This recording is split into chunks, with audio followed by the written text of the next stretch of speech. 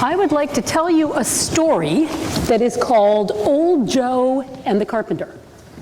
It's called Old Joe because it's about somebody named Joe, who is old. Right, okay, so we're off to a good start here. Old Joe was a farmer, and his best friend was also a farmer at the farm right next door. They had been friends when they were little boys. They had grown up on their farms when their parents were doing the farming. And over the years, they'd been friends through thick and thin. They had gotten married at about the same time, and they raised their kids who were all friends with each other.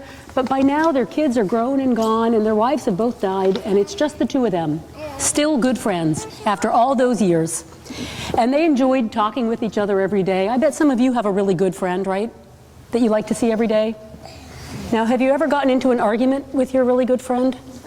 And then worried about how to make things better again? Well, then you can understand what's going to happen. Both Old Joe and his neighbor had some cows on their farm. And one spring, there was a calf born to one of those cows, and they got into an argument about whose calf it was. See, it showed up in Old Joe's barn. So he said, well, that's my calf. I found it in my barn. And his neighbor said, Joe, that's not your calf. She's got the exact same markings as my cow. I know that's my calf. No, said Joe, I'm sorry, but I'm pretty sure that's my calf. And they went back and forth and back and forth.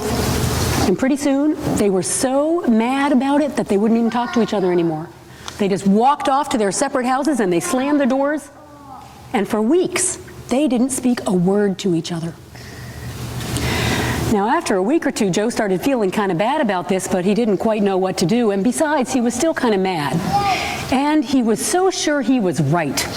And you know, when you're absolutely sure that you're right, it makes it really easy to stick to your guns, even when that's not necessarily the best thing to do. Well, one day there was a knock on Joe's door. And he opened the door, and there was a young man with a toolbox balanced on his shoulder saying, excuse me, sir, but I'm a carpenter, and I was looking for some jobs. Do you have any work I could do? Well, Old Joe wasn't somebody to hire somebody without knowing a little bit about him first. So he invited the young man in. He said, sit down and have some breakfast with me and we'll talk. So Joe scrambled up some eggs, and he got the young man into a conversation, and he liked him. He said to himself, this seems like a decent, hardworking, sensible young fella. And he said, you know, young man, I do have a job for you. He took him out on the back porch, and he pointed over at his neighbor's property. He said, that's my neighbor's farm over there. And you see that creek that runs between our properties? That creek didn't used to be there, but my neighbor got a bulldozer and dug a ditch and flooded it just to make my life harder so that I couldn't get up to my upper fields. He said, I'm so mad I could spit. And what I want you to do is build me a fence. A big, tall, strong fence. So high and so strong that I can't see over it and he can't see over it, and I never have to look at him or his farm again. Well, the young man said, well, I'll tell you, Joe, I think I can build what you need. Joe said, that's great. I've got lumber behind the barn. I see you've got your own tools with you. I need to head into town, do some business, but I'll be back at the end of the day and we'll see what kind of progress you made. So Joe headed off to town in his truck, and the young man got to work. He found the lumber, and he got out his tools, and he measured, and he cut, and he sawed, and he hammered, and he sanded. Well, at the end of the day, old Joe comes back, and he walks into the house and he hollers, where's that young fella I hired? The young man said, here I am, Joe, job's all done.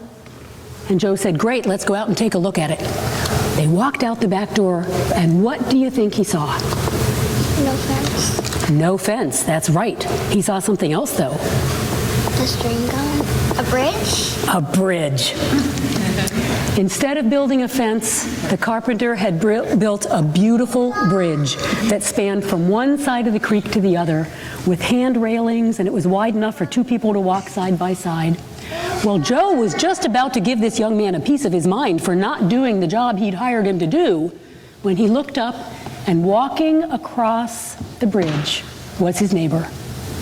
And his neighbor had his arms held out, and he said, oh, Joe, I am so grateful to you for building a bridge between our houses. I wanted to make friends again too, but I didn't know how to do it. I felt too awkward, I was too embarrassed. But you had the courage to take the first step, and I'm so grateful. And whatever happens, let's never, ever fight again. And that's your calf. And even if it isn't, you can keep her, I don't care. I just want my friend back. And the two men hugged each other on that bridge. And I admit, even though these were tough old farmers, they had a few tears in their eyes at that point. The young man kind of smiled to himself and put his tools away and hefted his box back up on his shoulder. And as he started to walk away, Joe noticed he was leaving, and he said, "Wait a minute, young man. Where are you going? You do fine work. I'm sure I can find plenty of jobs for you."